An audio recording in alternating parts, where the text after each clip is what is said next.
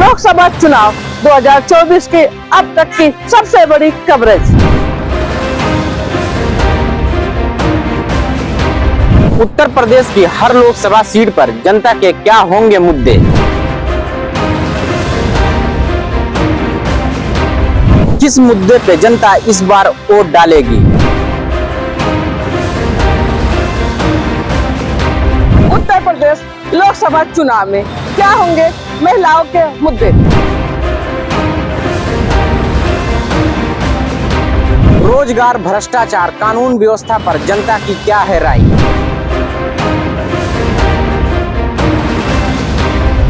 देखते रहिए हमारे साथ फर्क इंडिया न्यूज चैनल पर।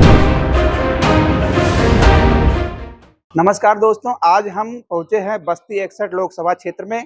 यहां पर 25 मई को छठवें चरण में मतदान होना है और 4 जून को मतदान का रिजल्ट भी आएगा। मौजूदा सांसद की बात करें, सिटिंग सांसद यहां पर भारतीय जनता पार्टी के हरीश द्विवेदी हैं, जो कि पिछले 10 सालों से 2014 से लेकर के अब तक सिटिंग सांसद रहे हैं। इस बार भारतीय जनता पार्टी ने तीसरी बार उनको हैट्रिक लगाने के लिए मैदान में उतारा है। वहीं इंडिया गठबंधन ने अपने सहयोगी समाजवादी पार्टी के 5 बार के विधायक और 1 बार के सांसद रहे राम प्रसाद चौधरी को भी उनके मुकाबले उतारा हुआ है। आपके बारे में बात करें यहाँ पर तो इस लोकसभा क्षेत्र में 5 विधानसभा क्षेत्रों में 4 पर सपा का कब्जा है और 1 पर सुभाषपा का कब्जा है। अगर मौजूदा हर्रैया विधायक की बात की जाए तो सिर्फ भाजपा के खाते में सिर्फ एक ही विधायक बचे हुए हैं। हम बस्ती की जनता से आइए जानते हैं कि इस समय लोकसभा चुनाव चल रहा है और इसका क्या माहौल है। यहाँ पर आने वाले दिनों में किसकी सरकार बनेगी, जनता किसे पसंद कर रही है, ये तो समय ही बताएगा। लेकिन आइए इनसे बात करते हैं कि इनके मन में क्या चल रहा है और आने वाले चुनाव को किस नजरिए से देखते हैं। जी श्रीमान जी, क्या नाम है आपका? डॉक्टर देवेंद्रनाथ श्रीवास्तव। जी, क्या चल रहा है बस्ती में? बस्ती में हलचल बहुत तेज है। सपा से चाहे जो लड़ेगा वो सब जीतेगा। यहाँ से न बस्ती नहीं, प्रदेश तक की बात मैं कर रहा हूँ। माननीय राम प्रसाद जी की बात आप करते हैं, जो कि बचपन से राजनीति दुखों सुखों में सबके हैं। ये तो विधायक उधायक पैदा करने के मशीन है जी।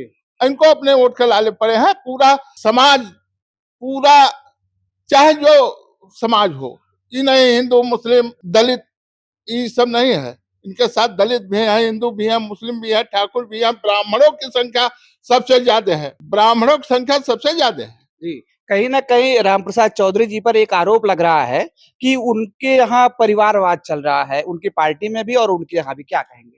ना परिवारवाद चल रहा है, ना उनके यहाँ कोई वो है। ये सब परिवारवाद जो आप बात कर रहे हैं, ये परिवारवाद नहीं है। अब देश में खाली साधु का डंका बज रहा है। जो साधु जिसके ऊपर कितने कितने मुकदमे हैं, वो अपने को साधु करते हुए शर्म नहीं महसूस कर रहे हैं। देश को बांटने में शर्म नहीं महसूस कर रहे हैं। देश में किसानों, नौजवान बेहाल है। अगर इसी तरीके का माहौल बना रहा, आतंकी जैसे हटाए जा रहे हैं, आतंकी कहाँ से आ रहे हैं रोज, और रोज दावा किया जा रहा है कि अब उत्तर प्रदेश माफिया खाली।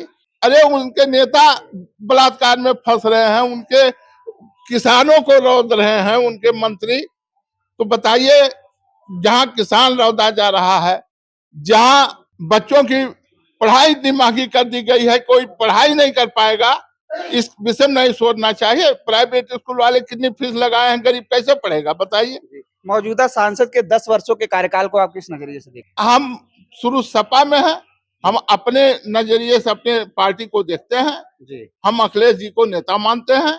अखिलेश जी से पढ़ा पूरे एशिया में कोई नेता नहीं उनसे ज्यादा पढ़ा लिखा। जहाँ पढ़ाई लिखाई बात है, और जो उन्होंने दिया जनता को, जैसे उन्होंने पहले बहुत लाठियां चलती थी, लेकिन जब से उन्होंने एम्बुलेंस दिया, कम हो गई, झगड़ा होने ही नहीं पाता, पुलिस पहुंच जाती है। ये महिलाओं के लिए एम्बुलेंस दिए। सोचे कि गरीब के पास पैसा ना हो, उसकी कैसे उसकी डिलीवरी होगी। और पशु तो बेजवान चीज है, पशु जो जवान नहीं है, उसके दुख को देखा कि किसानों के पशु जो हैं उनकी दवा कैसे हो, तो उसके लिए भी एम्बुलेंस चलाया।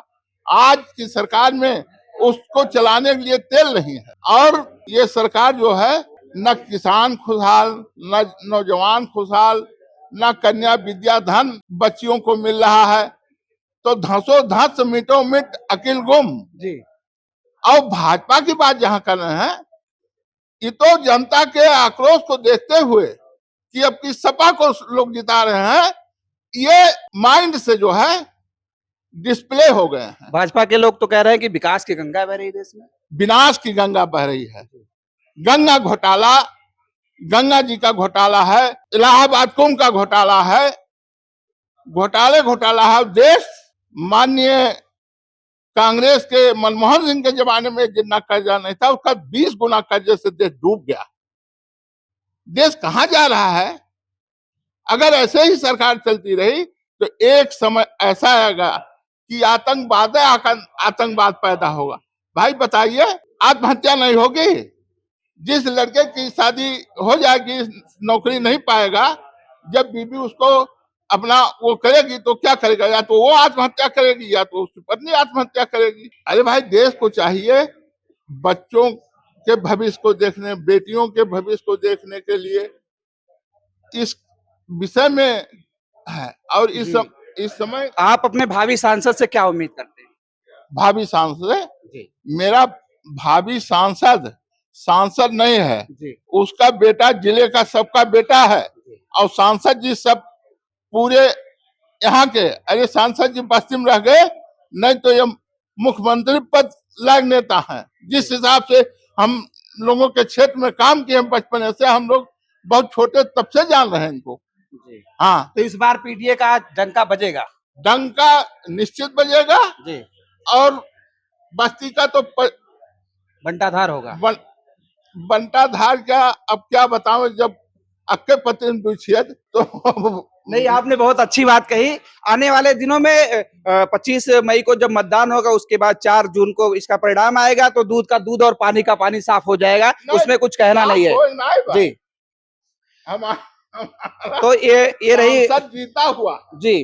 जो मैं कह रहा हूँ यही पेपर में आएगा। जी। चलिए, इन्होंने बहुत ही कायदे से करीने से अपनी बात रखी, और ये आने वाले दिनों में खुद ही साफ हो जाएगा। इसकी लकीर, बस्ती की लकीर साफ हो जाएगी कि किस में कितना दम और किस में कितना पानी है। तब तक के लिए हमारे चैनल पर बने रहिए। नमस्कार।